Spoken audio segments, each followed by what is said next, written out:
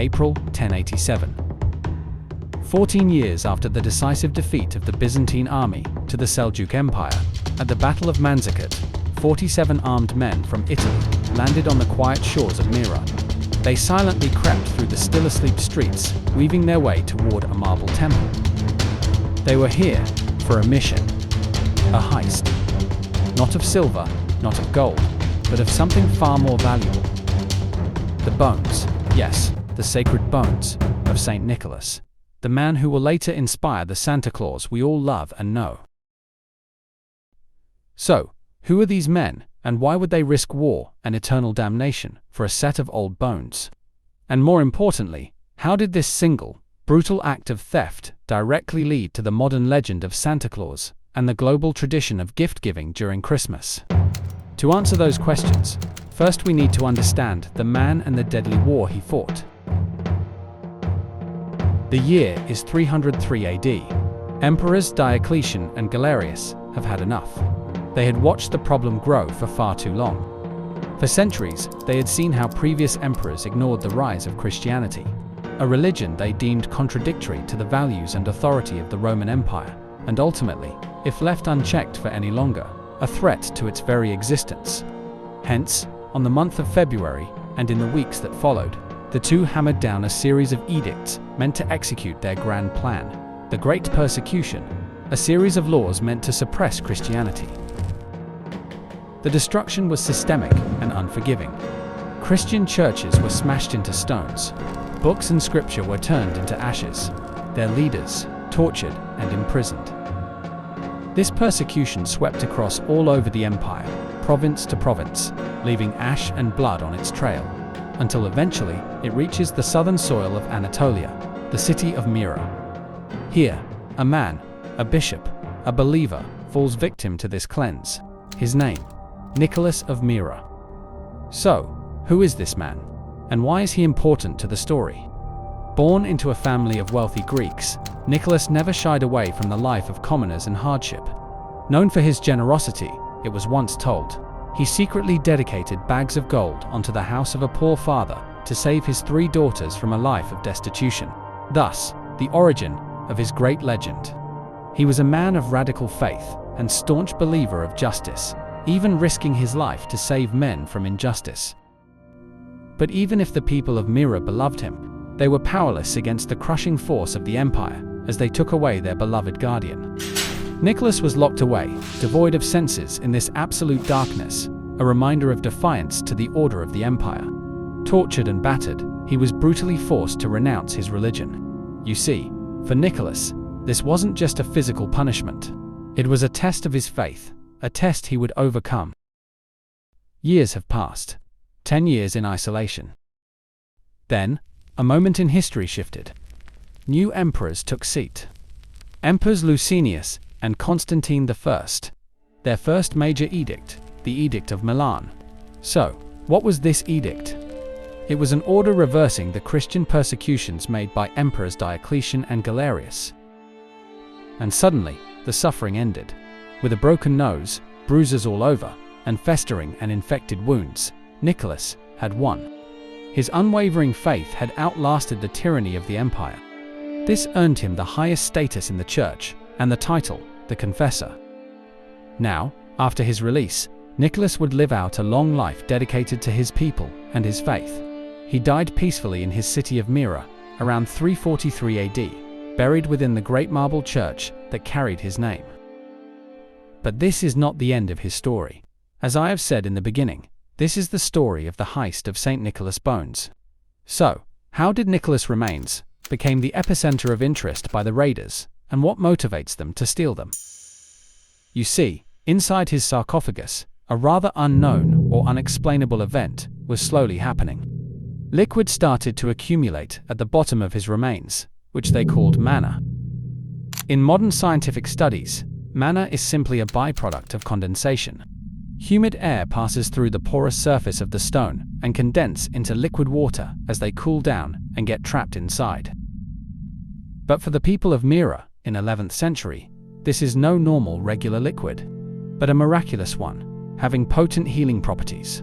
In fact, people all over Europe began to gather at Myra to experience this healing miracle. And in time, St. Nicholas's resting place became a site of pilgrimage for every Christian. And for the city of Myra, not only a source of pride, but a generous economic help for the city. Thus, Nicholas' bones became a highly valuable possession, a treasure, you could say, of the Christendom. This sacred prize, however, was about to be thrown in the war between two nations. Now, we jump to 1056 AD, 700 years later. Byzantine Empire was the Christian world's shield. For hundreds of years, the emperor in Constantinople ensured the security of the holy places, including the Church of St. Nicholas in Myra. This security was a fact of life, constant and unbreakable. However, in the east, a looming threat was growing unseen: the aggressive expansion of the Seljuk Turks. In 1071, that illusion of safety fell apart. The Byzantine military, led by Romanos IV, the greatest fighting force of that age, met the rising Seljuks, led by Arsarslan, at Manzikert, in eastern Anatolia. It was meant to be a swift victory by the Romans. Instead, it was an unmitigated catastrophe. The Byzantine army was annihilated. Emperor Romanos IV was captured and humiliated. The defeat was so total and so swift that it immediately left the entire eastern half of the empire defenseless. The ancient, sacred resting place of St. Nicholas, the city of Myra, was now suddenly isolated, vulnerable, and completely cut off from the capital that was supposed to protect it. The relics, the miraculous bones of St. Nicholas, was now exposed to looting and destruction.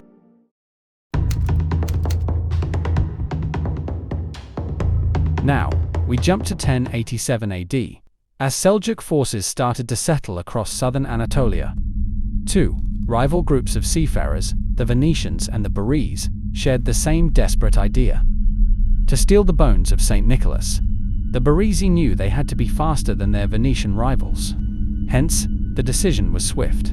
It was time. It was either the bones disappear forever into the annals of history, or they were going to claim them for themselves. Of course, history-wise, their piety was matched only by their ambition.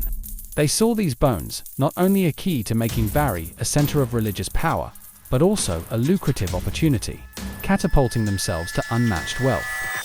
So, in the month of April 1087, 47 men from Bari, Italy, stealthily landed on the shores of Myra. They knew they had to be quick. The church is located in the dead center of the town, heavily guarded by the thousands of devoted townspeople who have guarded them for 700 years. They silently weaved through the streets while the town was still asleep.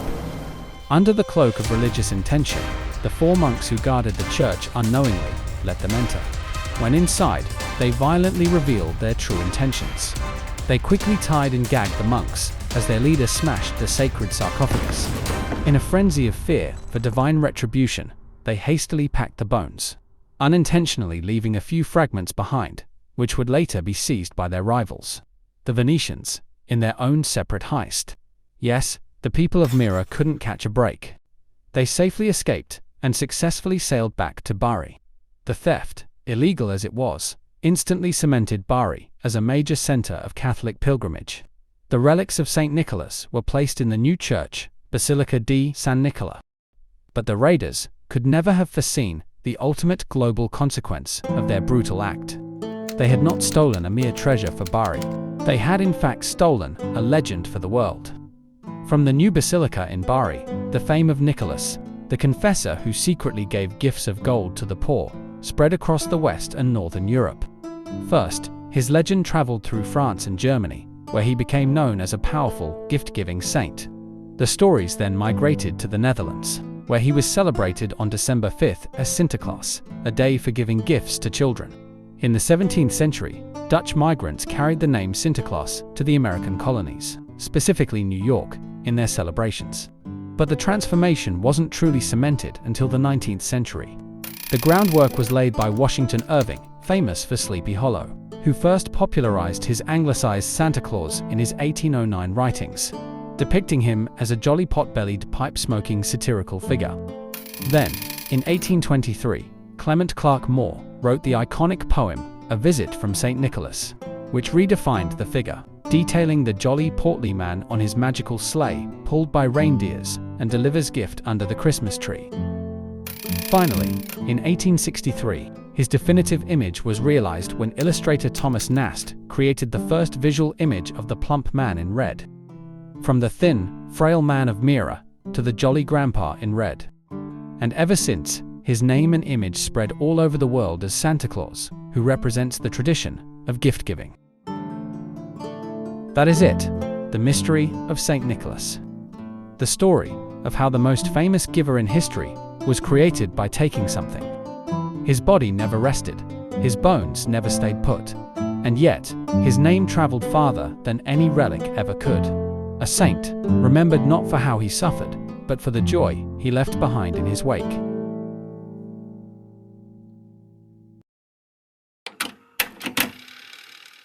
This file is closed, for now, but not forgotten. Thank you for watching. Leave your thoughts in the comment section down below. If you want to investigate some more curiosities, subscribe, so we can unfold more stories and unravel the mysterious, the bizarre, and the untold.